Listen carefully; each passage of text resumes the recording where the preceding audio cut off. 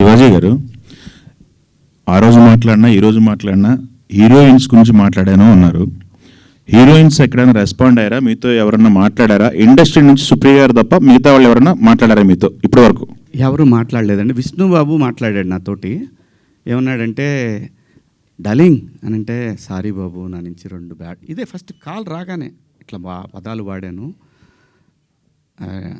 లిటరల్గా నాకు అపాలజీస్ చెప్పాలని ఉంది అన్న. సూపర్, ఇంకేంటి ఒక మెయిల్ పంపించేసేయండి, వాళ్ళు ఆల్రెడీ పెట్టినట్టున్నారు. పంపించేసాను.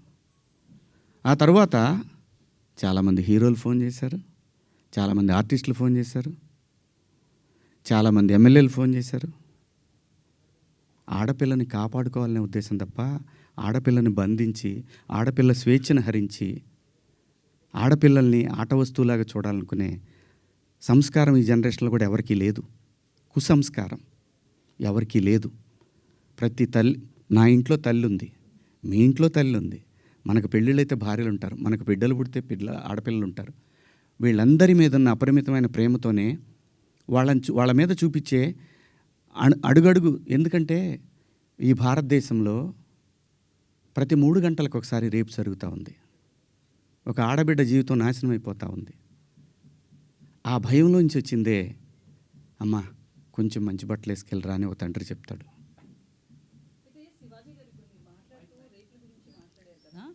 సో ఆ చిన్న చిన్న పిల్లలే కావచ్చు, నెలలు సంవత్సరాల పిల్లలు కావచ్చు, వాళ్ళ దగ్గర ఎట్లాంటి ఎక్స్పోజింగ్ ఉండదు. పెద్దవాళ్ళు చీరలు కట్టుకున్న వాళ్ళు కావచ్చు, డ్రెస్సెస్ వేసుకున్న వాళ్ళు కావచ్చు, చుడీదార్స్, డ్రెస్తో సంబంధం లేకుండా రేప్స్ అనేవి జరుగుతున్నాయి కదా. ఓన్లీ డ్రెస్సే అని ఎలా చెప్తాం మనం? నేను జాగ్రత్త తీసుకుంటున్నా అమ్మా, డ్రెస్ గురించి చెప్పట్లేదమ్మా. జాగ్రత్త తీసుకుందాము, మనం కొంచెం జాగ్రత్తగా ఉంటే పోద్ది కదా. ఈ వితండవాదం చేసుకునే కన్నా కొంచెం జాగ్రత్త పడదాము. రేపు పొద్దున ఒక ఆడపిల్లకి ఆ అమ్మాయి తప్పు లేకపోయినా ఇష్టం వచ్చినట్టు ఇవాళ ఆడపిల్లలకి పెళ్ళిళ్ళు కావాలంటే ఇన్స్టా ఐడీలు అడుగుతున్నారు, ఫేస్బుక్ ఐడీలు అడుగుతున్నారు. మగాడికి కావాలన్నా అదే ఉంది. అసలు జెండర్ ఆ డిఫరెన్స్ తీసుకొస్తుంది ఎవరమ్మా? ఆడపిల్ల అమ్మ ఆకాశంలో ఉంది, కొంతమంది నీచుల కింద ఎక్కడో ఉన్నారు. వాళ్ళతో ఈక్వల్ అవ్వాలనుకోవటం ఏంటమ్మా? అమ్మ 80 ఏళ్ళు వచ్చినా సరే అమ్మ ఏదో పని చేసుకుంటా అట్లా షాట్లో బియ్యం పోసుకొని అప్పుడే నేను లోపలికి వచ్చినప్పుడు అమ్మ బయట కొంచెం పక్క పోతే అమ్మకి 80 ఏళ్ళు, ఆయన అమ్మ అని కప్పుతాడు బిడ్డ. ఈ భూమి మీద ఏ మగాడు కూడా ఆడదాన్ని విలాస వస్తువుగా చూడరమ్మా. ఇంట్లో, సొంత ఇంట్లో. నేను జాగ్రత్త పడమంటున్నానే తప్ప నేను ఎవరిని కించపరచలేదమ్మా. నేను వాడిన పదాలు తప్పు, ఆ 2 పదాలు. నేను ఇచ్చిన స్టేట్మెంట్కి స్టిల్ నేను నిలబడి ఉన్నాను. నేనేమీ వెనక్కిపోను. ఇంతేనమ్మా నేను చెప్పాలనుకున్నది. ఇదండి. ఒక్కొక్కళ్ళు ఏదైనా అడిగితే ఒక్కొక్కళ్ళు మాట్లాడు. నాకు నిద్ర లేదు, 36 గంటల నుంచి నేను నిద్రపోలేదు. అయితే సార్ మీరు వీడియో ఆ రాత్రే చేశానని చెప్తున్నారు కదా సార్. వాళ్ళు చూపించానమ్మా. అదే సార్ చూపించారు, ప్రూఫ్స్ ఉన్నాయి, నేను ఆ టైంకి లేను. అయితే ఆ రాత్రే మీరు రిగ్రెట్ ఫీల్ అయినప్పుడు ఫ్యామిలీ మెంబర్స్ నుంచి కావచ్చు, వాళ్ళతో మీరు మాట్లాడారు కదా. అంటే ఒక పిఆర్ చెప్తే ఒక ఆర్టిస్ట్ వినడం అనేది ఎంతవరకు కరెక్ట్? రిగ్రెట్ అనేది మీరు ఫీల్ అయ్యారు, ఆ రాత్రికే రిలీజ్ చేసి ఉంటే ఇంత డ్యామేజ్ జరగదు కదా. పిఆర్ని అడగడం ఏంటంటే? నేను పిఆర్ని అడగలేదమ్మా. మీరు ప్రసాద్కి పంపించడం కావచ్చు. ప్రసాద్కి నేను పంపించాను తప్ప అతను వద్దు కావాలి అనలా. నేను పంపించి ప్రసాద్ నేను చెప్తానుండు, నేను చెప్పినప్పుడు పంపించేద్దు కానీ అని చెప్పా. నా ఫ్రెండ్స్తో డిస్కస్ చేశా. ఏముంది నువ్వేం మాట్లాడావన్నారు. ఇంకా కాదు, నేను 2 తప్పుడు మాటలు మాట్లాడాను.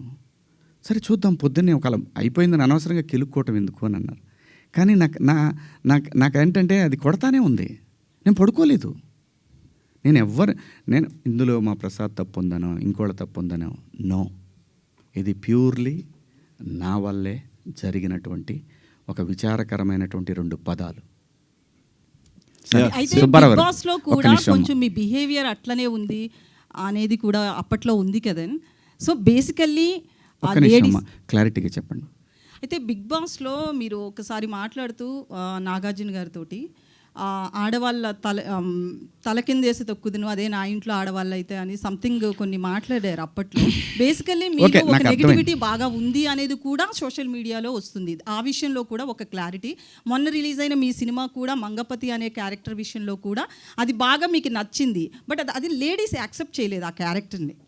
జెంట్స్ చాలా వరకు మీకు మీ వైపు నిలబడితే లేడీస్ చాలామంది ఆ క్యారెక్టర్ మీద చాలా నెగిటివిటీతో ఉన్నారు. సో ఇదంతా కూడా అతని మనసులోంచి వచ్చింది అనేది కూడా వినిపిస్తుంది. ఈ విషయంలో ఒక క్లారిటీ. 100% ఎప్పుడు కూడా యాక్సెప్టెన్స్ ఉండదమ్మా. ఇక్కడ అభిప్రాయాలు మారుతూ ఉంటాయి. సిచ్యువేషన్ మారినప్పుడు ఆ మనిషిని మంచిగాను చూస్తారు, చెడుగాను చూస్తారు. Coming to Mangapathi, big boss హౌస్లో నా ప్రవర్తన నేను ఎలా ఉన్నాను అనేది చూసి ఆ క్యారెక్టర్ నేను సెలెక్ట్ చేసుకున్న మాటలు కూడా రావట్లేదు, నిద్ర సెలెక్ట్ చేసుకున్నానని చెప్పాడు. ఇంకొకటి, ఆ రోజు కూడా ప్రజలు ఏదైతే స్పందన చూపించారో ఈరోజు కూడా అదే స్పందన చూపించారు. బిగ్ బాస్ హౌస్లో ముఖ్యంగా మా ప్రాంతంలో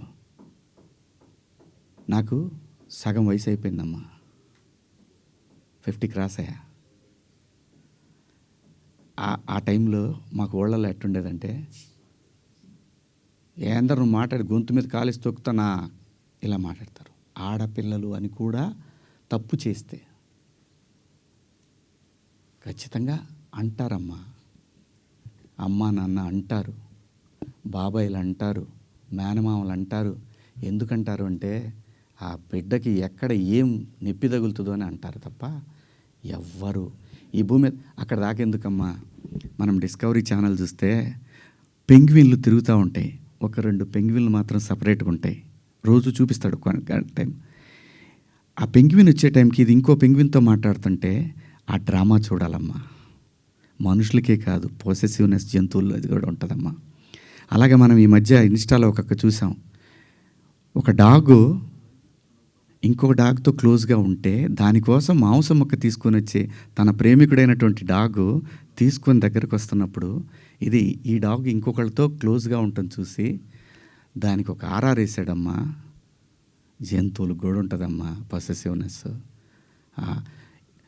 స్త్రీ అంటే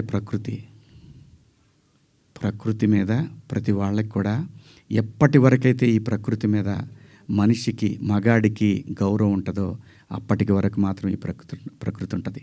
ఆ తర్వాత లేదంటే ఇది నాశనం అయిపోతుంది. ప్రకృతి అంటే స్త్రీ, స్త్రీ అంటే ప్రకృతి. అమ్మ